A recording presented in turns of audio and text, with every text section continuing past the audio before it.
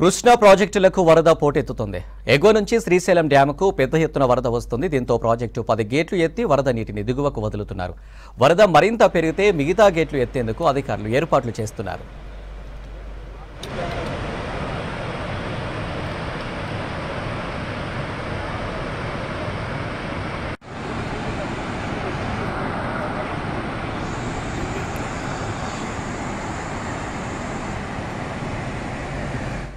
కర్ణాటక ఎగువ ప్రాంతాల్లో కురుస్తున్న భారీ వర్షాలతో కృష్ణానది పరివాహక ప్రాంత ప్రాజెక్టులు నీటితో కలకలలాడుతున్నాయి.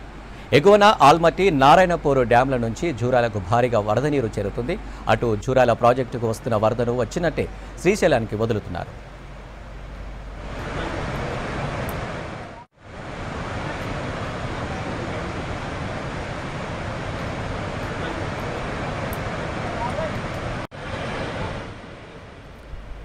శ్రీశైలం నీటి మట్టం అంతకంతకు పెరుగుతుండటంతో డ్యాం 10 గేట్లు 10 అడుగుల మేర ఎత్తి నీటిని వదులుతున్నారు.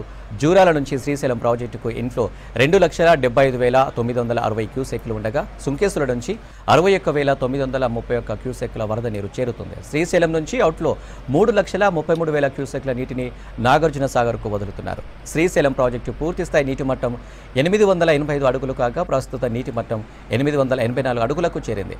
శ్రీశైలం డ్యాం నీటి నిల్వ సామర్థ్యం 215 టీఎంసీలు ఉండగా ప్రస్తుత నీటి నిల్వ 210 టీఎంసీల మేర కొనసాగుతుంది. అటు శ్రీశైలం డ్యాం కుడి ఎడమగట్టులోని జల విద్యుత్ కేంద్రాల్లో కరెంటు ఉత్పత్తి కొనసాగుతుంది.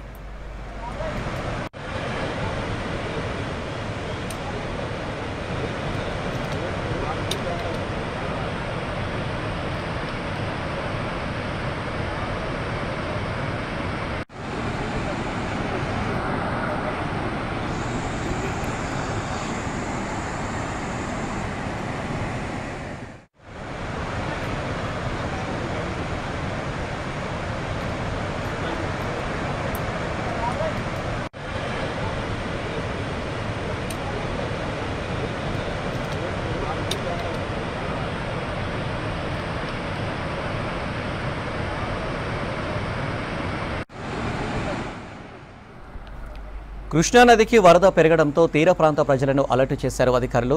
కొల్లాపూర్ నియోజకవర్గ రెవెన్యూ, పోలీసు అధికారులు అప్రమత్తమయ్యారు. కొల్లాపూర్, పెంట్లవేలి మండలాల్లోని కృష్ణా తీర ప్రాంత గ్రామాల్లో ప్రజలు, మత్స్యకారులు అప్రమత్తంగా ఉండాలని హెచ్చరికలు జారీ చేశారు. తెలంగాణ, ఏపీ రాష్ట్రాల మధ్య కృష్ణానదిలో పడవలు నడిపే వారికి సూచనలు చేశారు. కృష్ణా, తుంగభద్ర నదుల వరద తాకిడితో శ్రీశైలంలో 884 అడుగుల వరకు నీరు చేరడంతో కృష్ణా బ్యాక్ వాటర్ సోమశీల, ఎల్లూరు, అమరగిరి తీర ప్రాంతాలను తాకింది.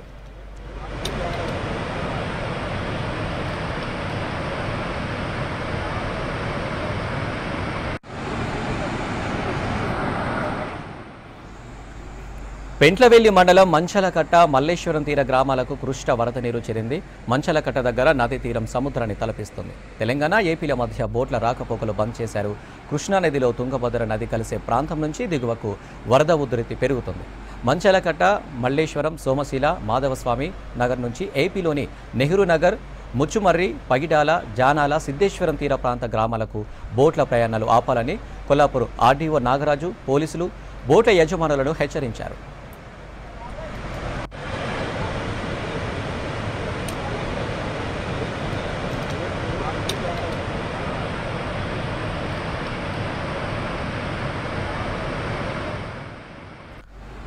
అయితే గతేడాది కృష్ణానదికి ఆశించిన స్థాయిలో ప్రవాహం లేకపోవడంతో వానాకాలంలో సైతం కృష్ణా జలాలు సోమశిల బ్యాక్ వాటర్లో ఉన్న దర్గా దగ్గరకు కూడా నీరు చేరలేదు.